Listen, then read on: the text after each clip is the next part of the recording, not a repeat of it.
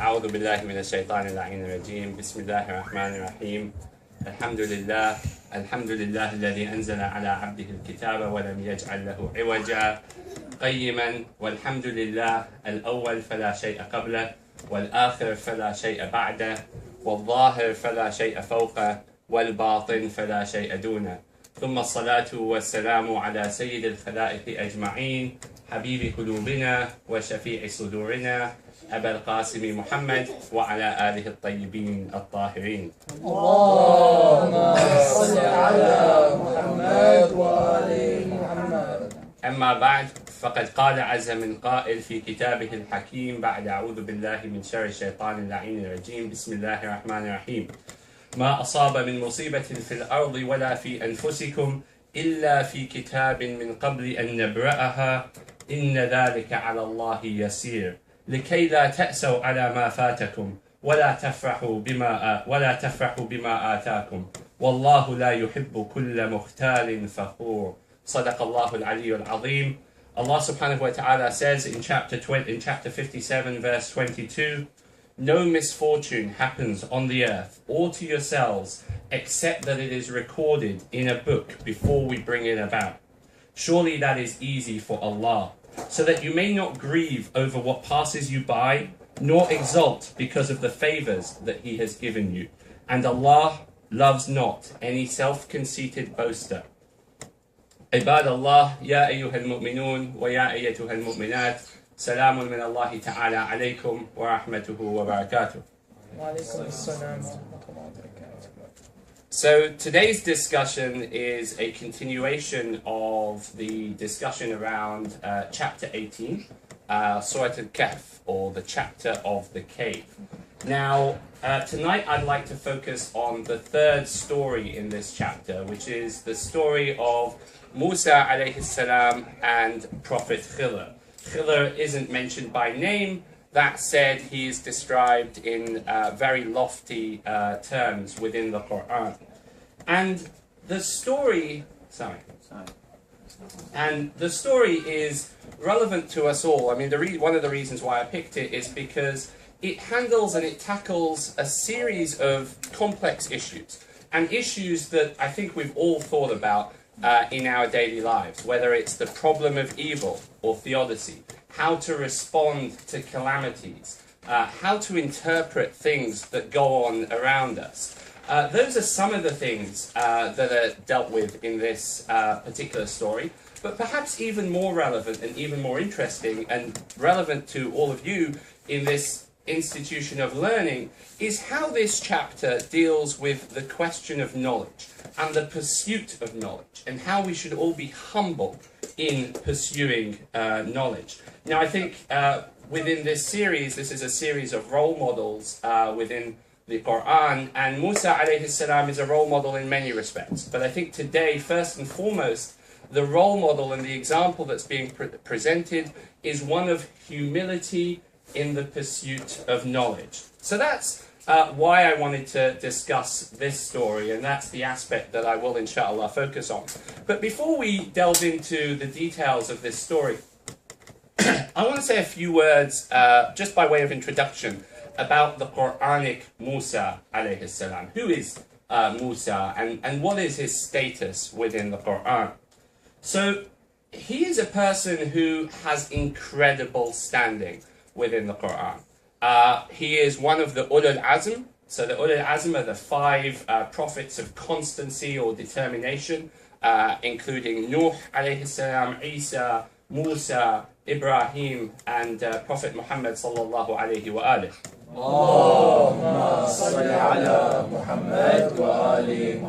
So he's one of the 5 great prophets within Islam.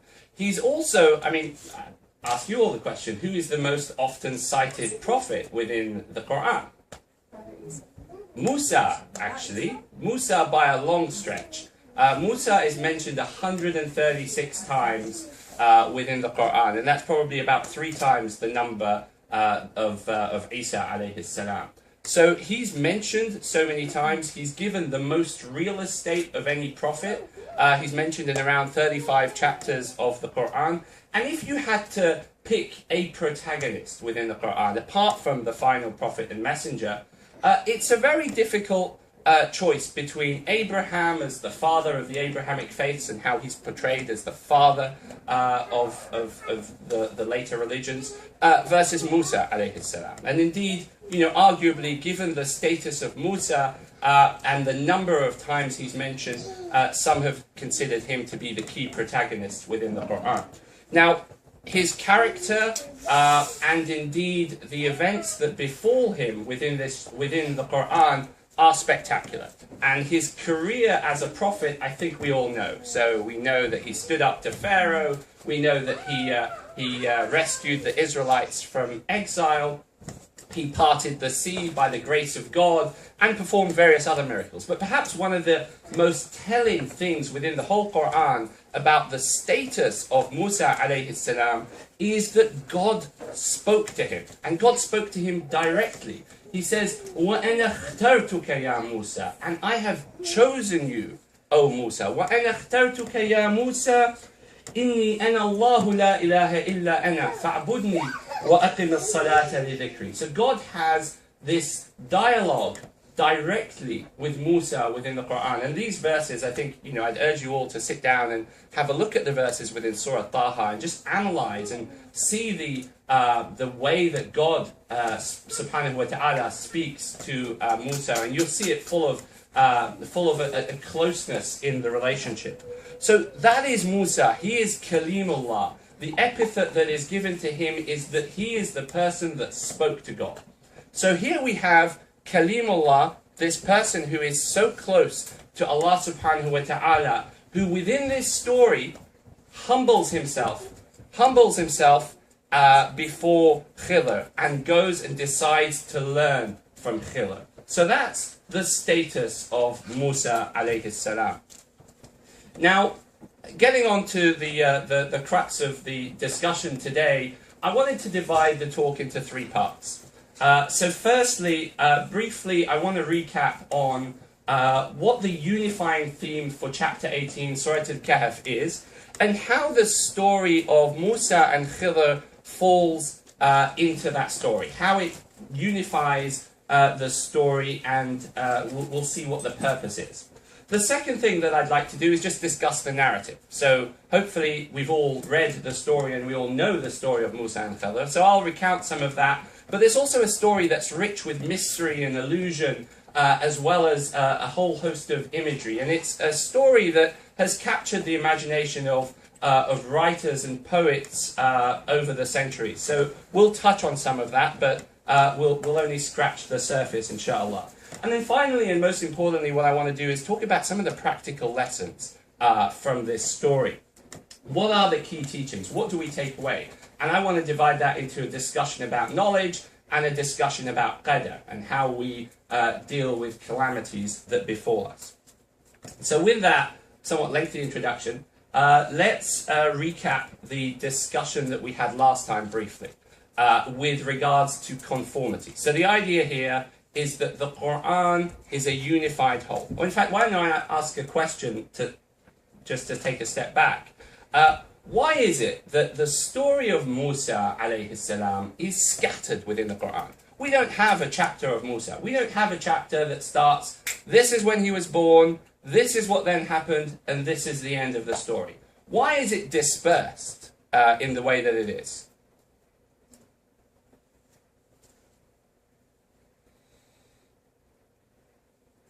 Provide examples to supplement what else is going on in the Quran. To supplement what else is going on. I think that's exactly it, right? So the idea here, well, so there are two theories. Firstly, well, look, the revelation, the order of revelation is actually not revealed. And that's a very minority view. Imam Malik and Al-Baqillani take that view that the revelation, the order in which the Quran we have today is not important. What is important is the verses. The vast majority of everyone else, including us, believe that the order is relevant. And that the order is a unifying order. Each chapter has a theme and a purpose. To Zachariah's point, that God uses pieces of evidence to furnish a thesis. So, the story in and of itself is not what's relevant here. If we're talking about good versus evil and how God favors the oppressed over the oppressor, then we bring the story of Musa and Fir'aun alayhi salam. If we want to talk about man's impetuous nature and his ability to rebel, then we talk about Musa and how he was treated by Bani Israel. If we want to talk about knowledge and humility, then we talk about the story of Musa and Khidr. So the reasoning, the rationale, the placement of each part of the story serves a specific purpose. And this is really the idea that's espoused by Allama Tabatabai. So as we discussed last time, chapter 18, or Surah Al-Kahf, and I urge you all to read it, is composed of 4 stories and 4 sermons. The sermons around each story unify the theme, and the theme, to cut a long story short, is simply that with faith and good action, you can attain paradise. But it's not that easy. On the way, God is going to test you. لِنَبْلُوَهُمْ أَيُّهُمْ أَحْسَنُ عَمَلًا. And that's in verse 7 of Surah Al-Kahf. So that you may be tested who is best in deeds. And the tests that are enumerated within this chapter are 4-fold. Firstly, the test in religion, and we discussed this with the people of the cave and standing up for their faith. The second is that of wealth. The third is the test of knowledge. And the fourth and final is, is the test of power. So the story that we're talking about today really deals with the test of knowledge. And there are many facets to this test of knowledge, but let me get to the point here. Sometimes we think that we know everything, or sometimes we think that we know it all and that there's nothing for us to learn. And that's exactly when we get tested. And that's exactly when the people of the old scriptures were tested. So when Judaism and Christianity were the faiths of the time, as a new prophet comes, there is an obligation to follow that prophet. And this example of Moses, so Musa, representative of Judaism, Musa is listening to someone else. And so the Jewish people should listen, just as Musa has taken heed of the lessons from someone else, so should the other people of the scripture, the other people of the book.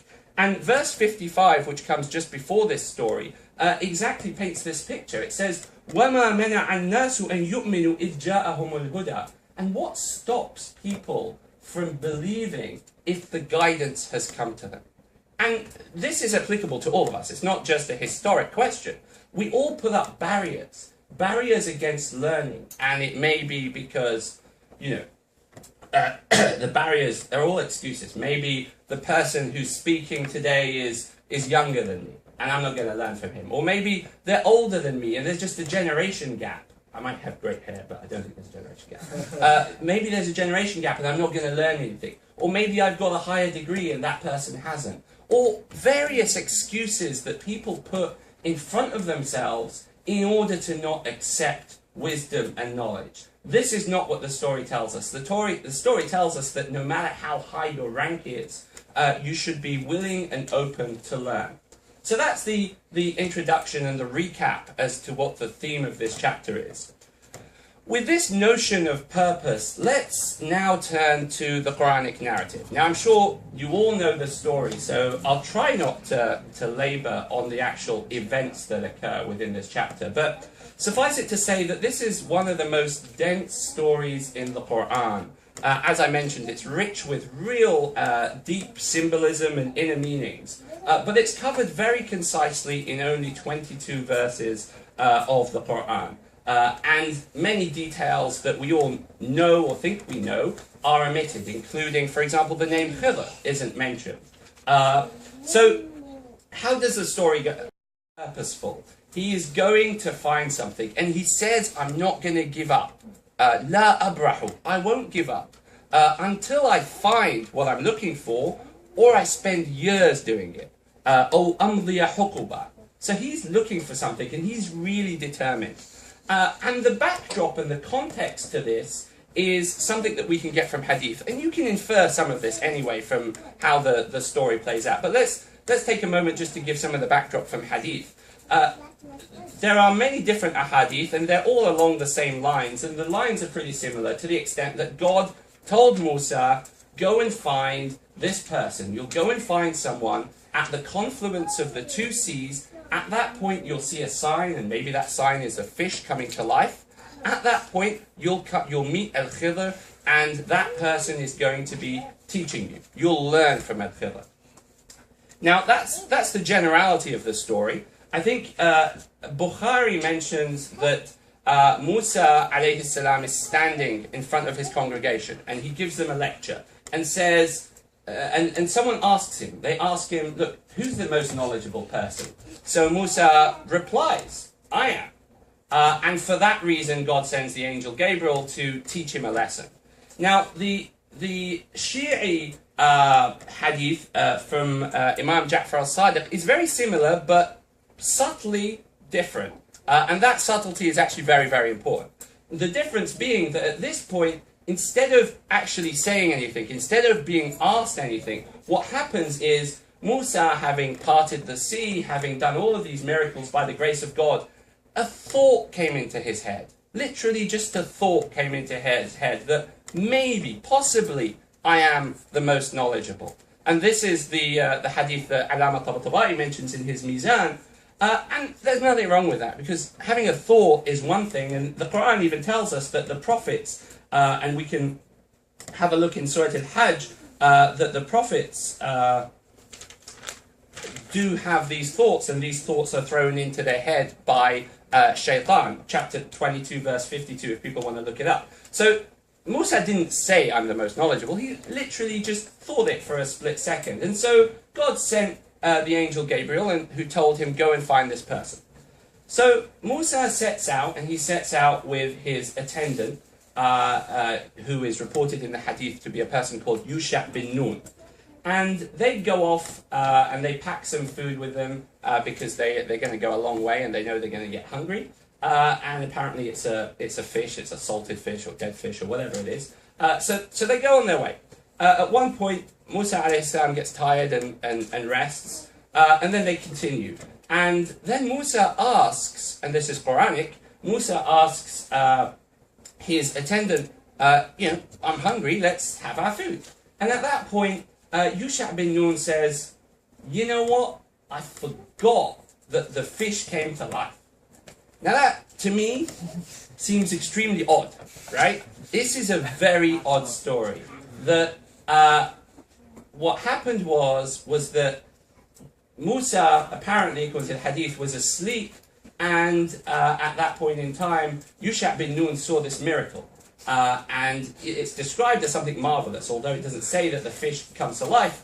It goes into the bahar in a marvelous way. So Yusha bin Nun sees this, it's amazing, it's wonderful, and he forgets to tell Musa. He doesn't necessarily forget what happened, but I think it's more about forgetting that he was supposed to tell Musa.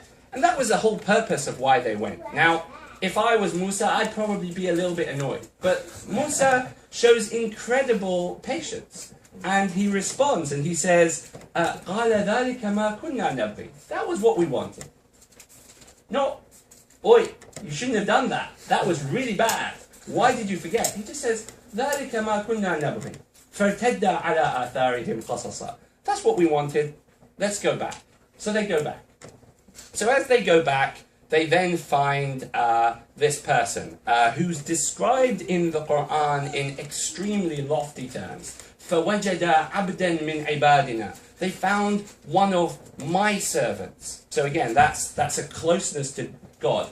آتَيْنَاهُ رَحْمَةً مِنْ عِنْدِنَا. We gave him mercy from us, مِنْ عِنْدِنَا. وَعَلَّمْنَاهُ مِنْ لَدُنَّا عِلْمًا. And we taught him knowledge of ourselves, or from us. So this is the description of Nabiullah Khidr alayhi salam.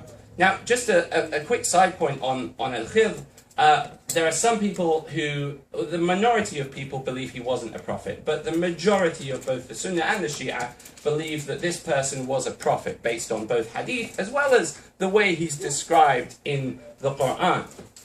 Imam al-Sadiq alayhi salam tells us that the reason why he is called al-Khidr is because when he used to sit on barren land, it used to turn green and come to life.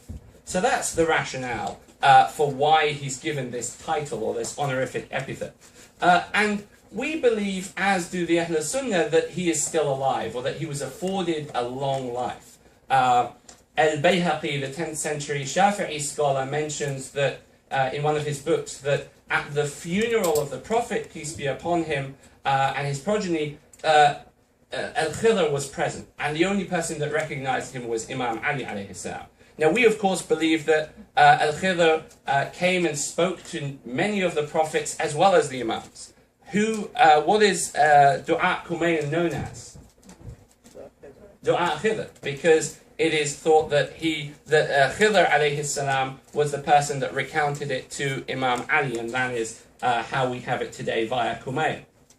So that's who Khidr is. There are many parallels in history that people seek to draw, which are somewhat tenuous, but interesting nonetheless. I think people have gone back as far as the Epic of Gilgamesh, or the Hindu avatar Rama, or again, it wouldn't be British without talking about King Arthur and the Knights of the Realm. Sir Gawain is one that is referenced to have parallelisms and similarity, as well as St George, to Khidr. But again, this is all speculation, which we'll leave for the moment. So let's come back to the story. So Musa asks to follow Khidr, and we'll talk about the significance of the exact words that he uses. And then Khidr tells him, you know what? You're not going to be able to follow me. You just don't have the patience. But Musa persists, and he asks in a very nice way as to whether or not he can continue. And so Khidr says, okay, you can follow me on one condition. And that one condition is that you just don't ask any questions. Just don't say anything. Follow me, and everything will become clear. So they go on. And the three stories that I'm sure we're all aware of happen. And again, firstly, they get in a boat. As they're in that boat, Khidr decides to make a hole in the boat. The ferrymen have taken them, arguably for free, in an act of generosity, or at least for a very small charge. And this is Khidr making a hole in it. So Musa alayhi salam gets bewildered. And he's really wondering, what's going on here? Why are you doing this? And he says, أَخَرَقْتَهَا لِتُغْرِقَ أَهْلَهَا? Have you made a hole in it so that you can drown its people, that you can drown the ferrymen? And then at that point, Khidr says, look, I thought I told you not to say anything. So Musa at that point, genuinely, he had forgotten. He says, لَا تُؤَخِذْنِي بِمَا نَسِيتُ. Don't hold it against me for what I have forgotten. So then they go on, and they come to a young boy who is then slain by Khidr. So Khidr kills him. And Musa remembers, he knows that he wasn't supposed to say anything, but this is just something that he can't handle from his notion of justice. So he interjects and he says, قَالَ أَقَتَلْتَ نَفْسًا زَكِيًّا بِغَيْرِ نَفْسٍ? Have you killed a soul or a pure soul without that person having killed someone else, i.e. someone who's innocent? And this is why some of the Mufassirin say that this person was actually baligh. He was of the age where he was accountable, because if he was really young, then he wouldn't have been accountable. But that's a side point. So Musa is then reproached again by Khidr, and Khidr tells him, look, we said don't say anything. So at that point, Musa decides to say, and he uses judgment and wisdom in saying, look, okay, give me one more chance. He imposes this whole 3 strikes and you're out rule. This wasn't the rule of Khidr, it was the rule of Musa. He said, look, I've done it twice. If I do it again, leave me. Okay? And so Khidr agrees, and they go on. And so they come to a village, and in that village, they're hungry, and so they ask for some food. And it's a basic thing to offer hospitality to guests. But these people were somewhat stingy and miserly and refused to give them food. And so they're walking and they come across a wall, and the wall is falling apart, and so Khidr decides to fix it. So he spends his time and he puts it back together. And again, Musa is really confused, and he says, why are you putting that wall back together? You could have at least asked for some ejr. You could have asked for some compensation for that. And then at that point, Khidr says, look, this is the point of separation between you and I. We can't go on, and as per the rule that Musa himself laid down. So then Khidr says, look, I'm going to explain to you exactly what the rationale was for those three things that I did.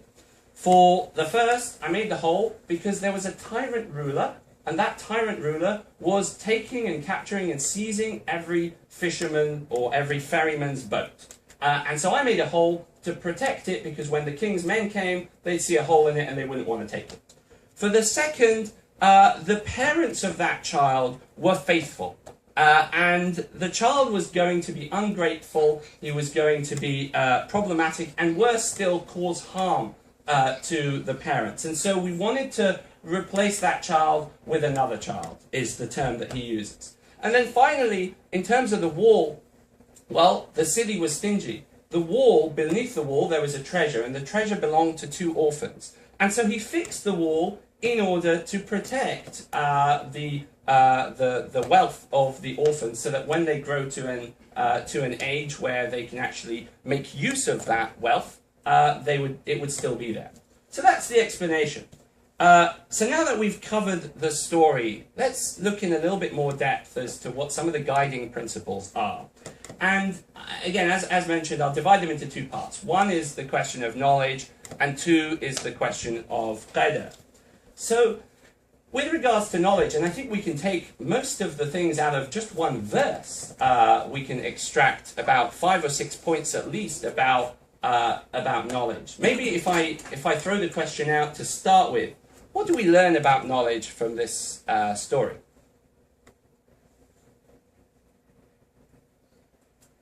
We don't always have all of it. We don't always have. We never always. We never have all of it. Yeah. Okay. One.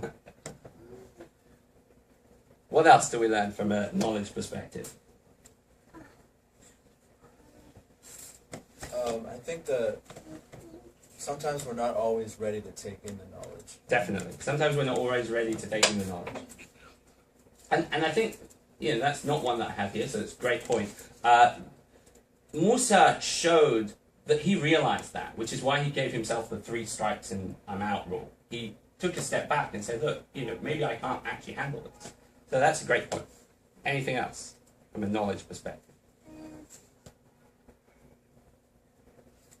There's both like hidden knowledge and more apparent knowledge. Types of knowledge, yes. So the theory of knowledge, epistemology. We will stay away from that tonight, because I think that is a philosophical lecture in and of itself, which we can talk at the end if you want about. Anything else?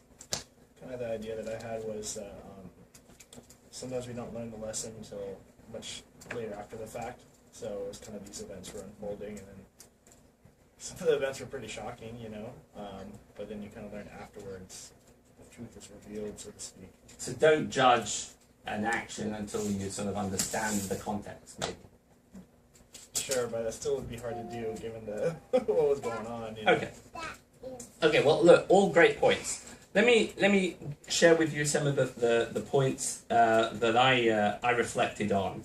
So, look, firstly, from my perspective, I think very clearly one of the things that comes out in the opening verse here is the need to strive for knowledge. So determination, going literally to the end of the earth. What does Musa say? He says, La abrahu, I'm not going to give up.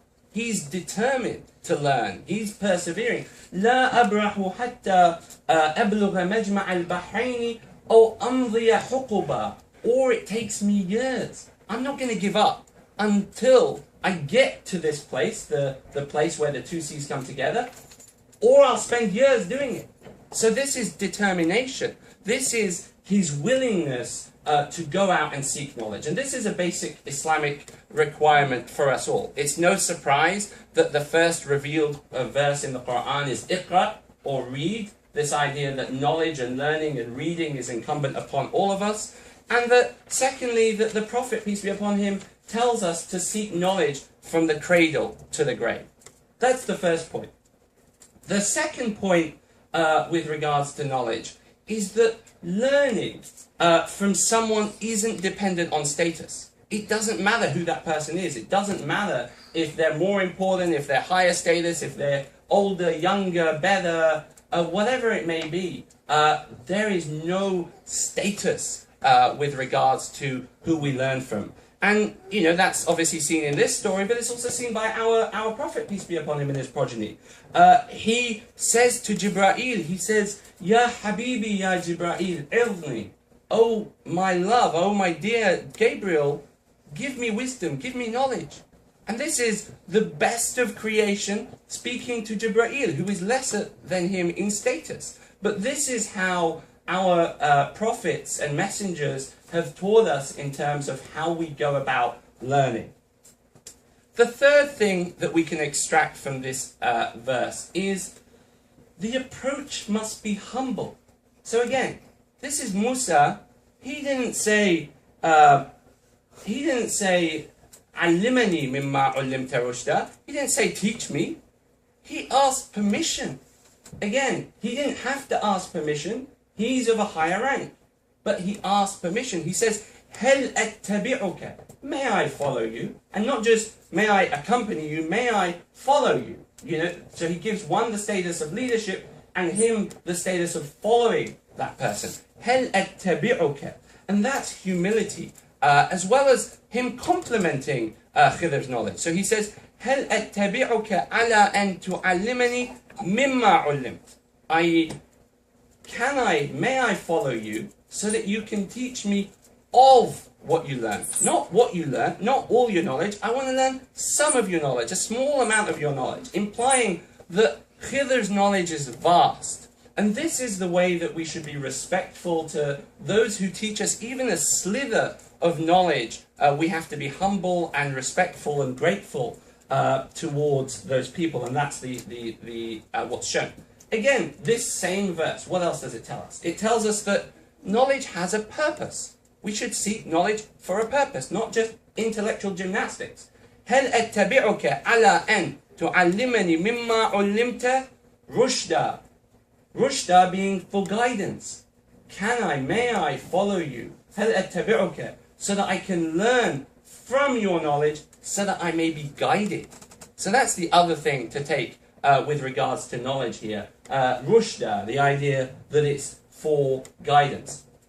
And then Musa, another thing about knowledge here is that he shows respect to his teacher. He isn't condescending. He believes his teacher, but nonetheless, when he persists in a humble and polite way. So Khidr says in response, he doesn't just say, look, I don't think you can hack it, right? I don't think you can follow me. What he says is, he uses extremely emphatic language. He says, surely, innaka, surely you will never, len, right? That's another emphasis. Innaka len tastati'a ma'i sabra. Surely you will never be able to, not just el-sabr, not a identified piece of patience using the definite article. There's no definite article here, giving the implication that you don't have any of the patience. Any of all of the patience needed, you haven't got any. إِنَّكَ لَن تَسْتَطِيعَ مَعِيَ صَبْرًا. So Khidr is adamant. He's like, no way, absolutely no way you can do this. And so Musa doesn't say, yeah, I can. He says very humbly, he says, look, I'm going to try and have patience, insha'Allah. He uses insha'Allah as his means of showing that he's going to try. He's going to put his effort in, but he knows that he may not succeed. So that's the politeness and the way that he responds. What then of the coming to life of the fish? What does that teach us about knowledge? What does that symbolize? What is the fish? Well, so what does knowledge do to the fish? It brings it to life. Knowledge is our life source. Knowledge brings us to life.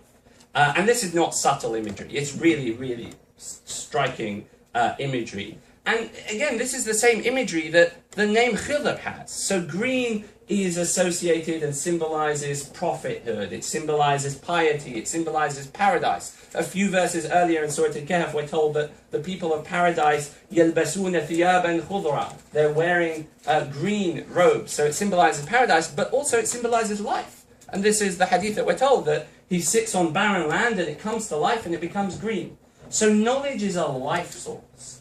The seventh thing and the last thing from a knowledge perspective that I want to extract today, leaving out the question of the types of knowledge, because again, I think that's a philosophical question.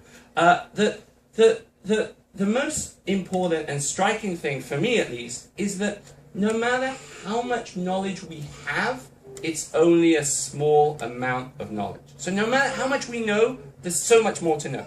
And part of this is from hadith. Well, I mean, you can see this in the story, but also as in the hadith, there is a story that when they were on the boat or the ship, a bird comes and dips its beak into the water. And as it dips its head out of the water, Khidr says to Musa, the amount of water in that beak compared to the ocean is like the total sum of your knowledge and my knowledge compared to that of the knowledge of God. So knowledge is vast, it's immense. No matter how much you know very, very little. And that's wisdom. Wisdom is knowing you don't know. And I think the other thing that comes through here is that actually, again, I think this is really fascinating, is that everything that happened, all of these stories, these three stories, had all happened to Musa before. He had in some way, shape or form had an experience similar to these stories, but yet he still didn't understand it. I.e., look, we know if something's happened to us, even if it's happened to us, we still may not be able to perceive it. So what are the parallels between these three stories, the boat, the wall, the boy, and the life of Musa?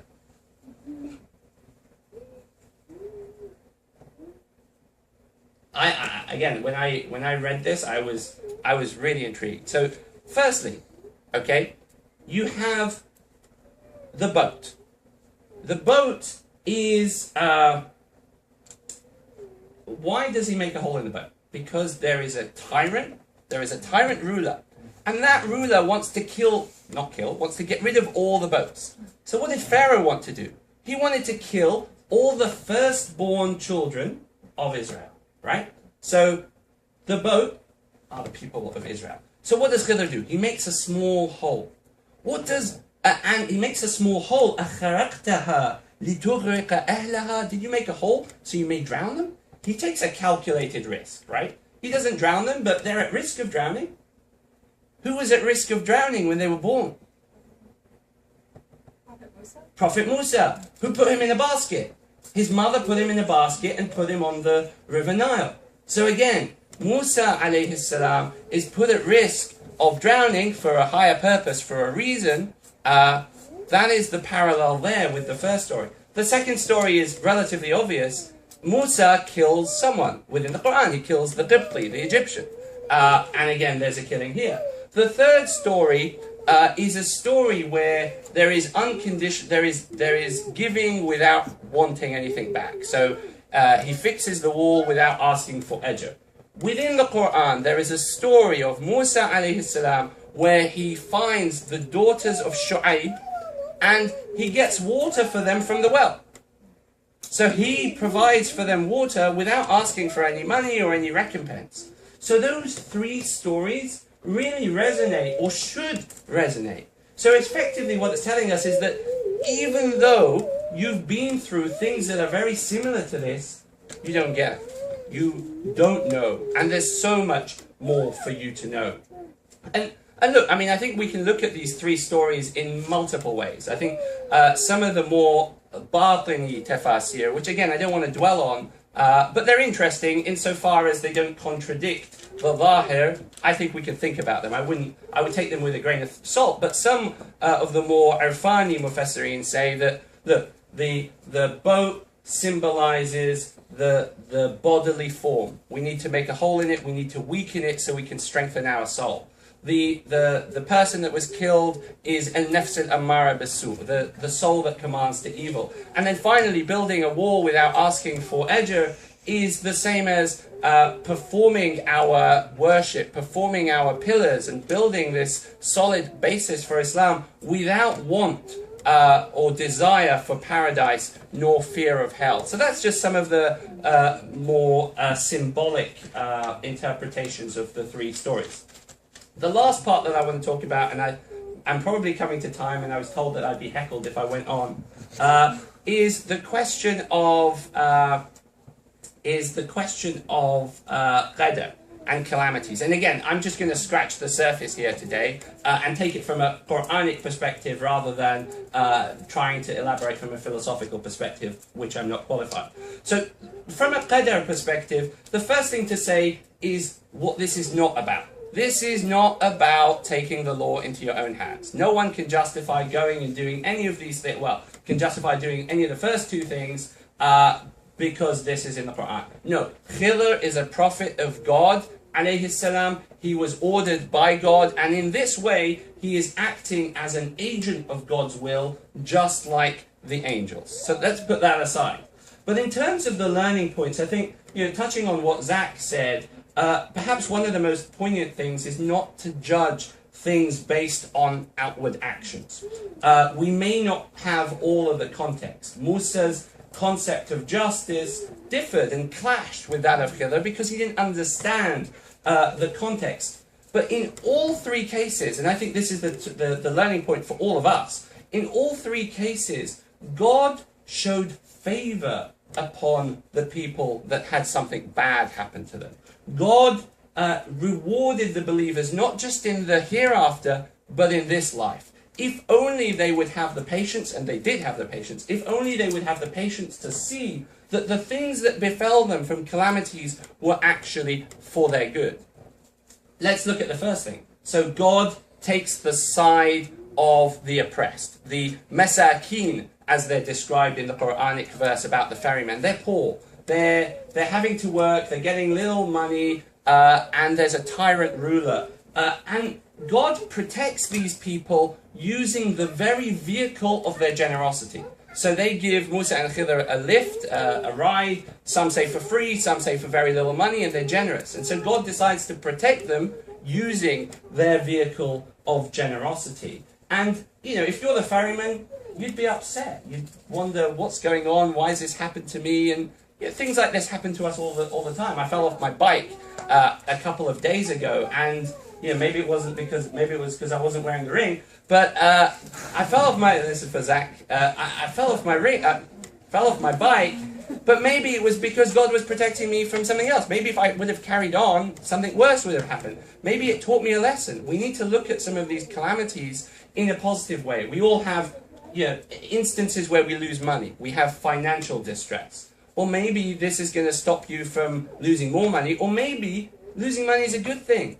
And you judge what is good by how close it gets you to God, subhanahu wa ta'ala. If something gets you closer to God, then it's a good thing.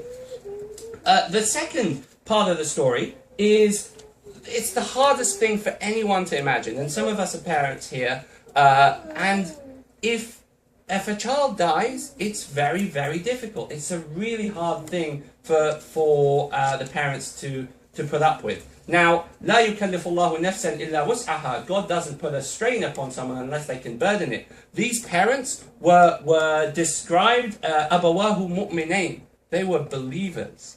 And so we can infer from this that they were able to withstand this. It's still not very nice, but the end result, according to hadith, and inferred from this, is that God replaced this child who was obstinate, who was going to do really bad things to his parents, who were going to show him love, and he was going to make their life a misery. God replaced this child with a daughter, according to some hadith, and that daughter had a line of prophets, or 70 prophets from her were produced. So that's the second part. But again, what's the learning point for us all? The learning point is, look, if you want good kids, don't blame it on your kids. What made the children good here is فَكَانَ أَبَوَاهُ مُؤْمِنَيْن. The learning point here is that if you want to have good kids, be good parents. Believe in God. Be mu'minain. Be mu'min. And God will protect your children and He will bring them up and He will help